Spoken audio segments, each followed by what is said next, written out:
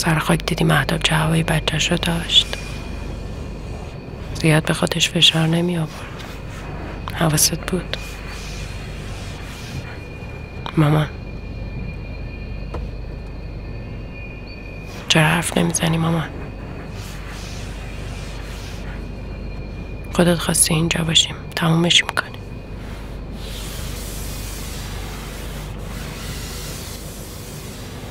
احساس میکنم بابا مثل سایه دنبالمه، داره نگاه میکنه، بالا سرمه، نگاه میکنه ببینه چی کار میخوام بکنم باهاش. نباید بذاری گوشی بابا بیفته دست داداش عادل مامان، بد میشه. کاش دیروز بود، کاش من هیچ وقت مهتابو نمی آوردم خونه مامان، کاش بابا نمارده بود. احساس میکنم الان نشسته پشت سرم داره نگاه میکنه.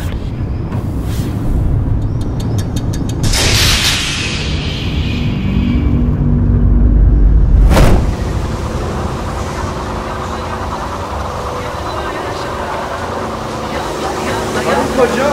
الان باید بریم. الان که اتاق مامانی بابا جاستیه رو باز کن، کش آخریه. آره نیست اونجا. کمد بابا رو ببین. نمیدونم خوبی؟ ببین توی لباساشو بگم. پایین کمد نیفتاده؟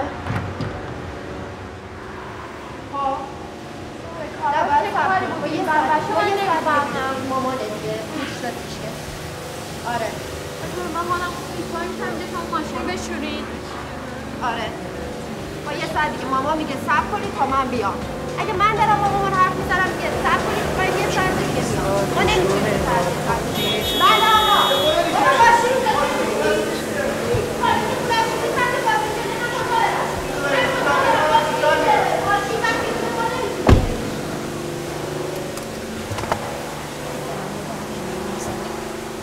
اول میریم مهتابو میرسیم بعد نمیخواد حالا تو هم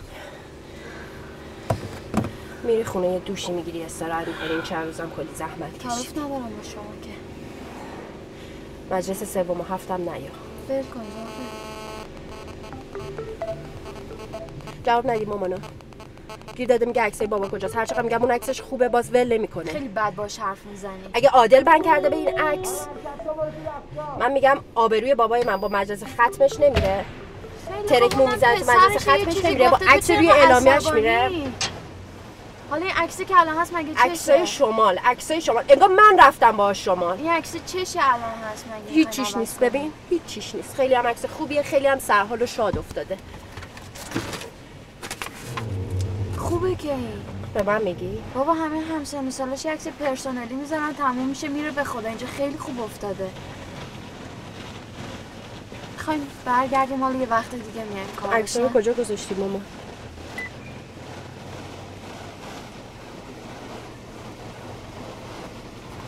میخوای عکس‌ها رو به عادل بدی؟ این عکس به خدا خوبه نمیخواد عوضش کنی.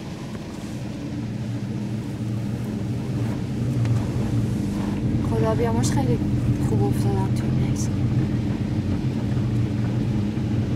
یعنی میگم اینجوری که آقا عادل گیر داده این بد نیست اصلا. عکاسش خودتی، بایدم تعریف کنی. اون آلبوم پیدا بشه آبروی هر جفتشون رفته. اون وقت دیگه همه میفهمن که ماه عسل رفته بودن محمود آباد. نمیخواد همین عکس خوبه. لااقل حاجی توش تنهاست. برو خدا رو شکر کن قبل از اینکه عادل بیاد سر جنازه باباش گوشیشو برداشتم. وگرنه اون مثل من مهربون نیستا.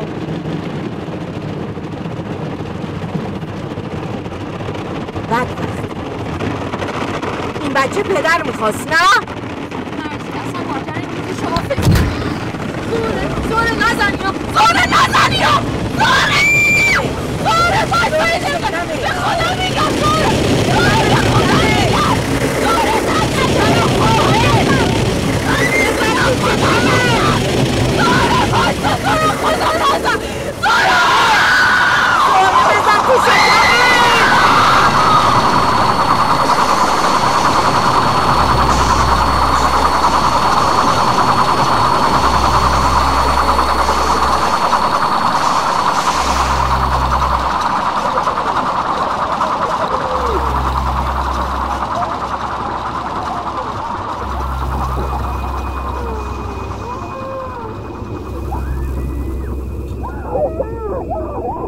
مادر